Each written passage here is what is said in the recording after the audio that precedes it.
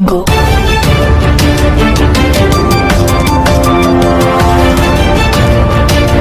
बर्तमान बड़ खबर पाणीपाग को नहीं बड़ सूचना नुआ अपडेट तेज आसंता 17 तारिख में पुणी एक भयंकर लघुचाप संभावना बंगोपसागर सृष्टि भयंकर लघुचाप क्षेत्र एपटे कमुची पारद बढ़ुची शीत जाना संपूर्ण डिटेल्स इनफर्मेशन ता पूर्व वीडियो को लाइक करूँ जदि पार्टी आपणकर सांगसाथी मान भिडटी को सेयार करनी जदि फ्रेंड्स आपण आमर ये चैनल में नुआ ही वीडियो देखुं पूर्व केवे भी सब्सक्राइब करना तेज निहाती चैनल को सब्सक्राइब करने सहित पाखे आसुवा बेल आइकन को बजाय रखिता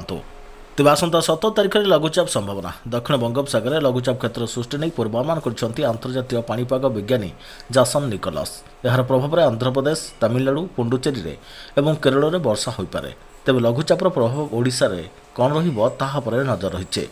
सेहीपरि 14 तारिख में दक्षिण पश्चिम बंगोपसागर एक लो प्रेसर नहीं पूर्वानुमान करथिला पाणीपाग विभाग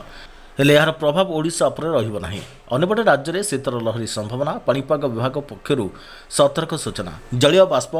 ह्रास सहित उत्तर पश्चिम दिगरू बहुत शुष्क थंडा वायु प्रभाव में राज्य में खसुची पारद 4 दिन में 5 डिग्री खसिला रातिर तापमात्रा 15 डिग्री तले रही 9 सहर पारद आज राजधानी सर्वनिम्न रातिर तापमात्रा 14.8 डिग्री सेल्सियस रेकर्ड कर जी उदयगिरी में सर्वनिम्न तापमात्रा रेकर्ड होगी आगामी 3 दिन पर्यंत 2 ରୁ 3 डिग्री तापमात्रा कमिवा नहीं सूचना देते आंचलिक पाणीपाग विभाग तेज आज और आसंता काली कटक अनुगुल झारसुगुड़ा कंधमाल खोर्धार किछि स्थान में शीतर लहरी संभावना रही है तेज ओडिशा रे शीतर लहरी वृद्धि पाउथा बेले आसंता 24 घंटा मध्य रातिर सर्वनिम्न तापमात्रा 2 ରୁ 3 डिग्री सेल्सियस ह्रास पाइपारे बोली भारतीय पाणीपाग विभाग आईएमडी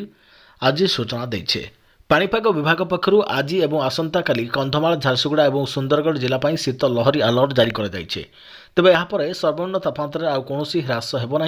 ओडिशा आड़कू उत्तर पश्चिम पवन प्रभाव जो पारद स्तर ह्रास पाइछे गत 24 घंटा मध्य कंधमाल दारिंगबाड़ी में सर्वनिम्न तापमात्रा 9.5 डिग्री सेल्सियस को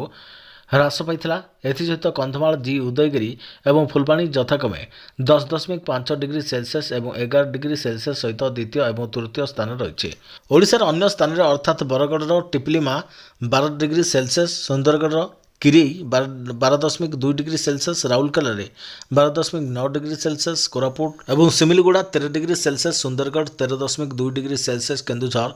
13.4 डिग्री सेल्सियस अनुगुल और ढेंकानाल 13.6 डिग्री सेल्सियस और भवानीपाटना 14.8 डिग्री सेल्सियस और भुवनेश्वर और कटक में यथाक्रमे 16.2 डिग्री सेल्सियस और 16.5 डिग्री सेल्सियस तापमात्रा रेकर्ड कर राउरकेला कोरापुट और भवानीपाटन कुहुड़ी देखा मिलता भुवनेश्वर समेत राज्यर अनेक स्थान में गत गोटे सप्ताह मध्य सर्वनिम्न तापमात्रा तीव्र ह्रास घटी भुवनेश्वर और कटक में यथाक्रमे 16.2 डिग्री सेल्सियस और 16.5 डिग्री सेल्सियस 4.4 डिग्री सेल्सियस और 3.1 डिग्री सेल्सियस स्वाभाविक ठारू कम रेकर्ड कर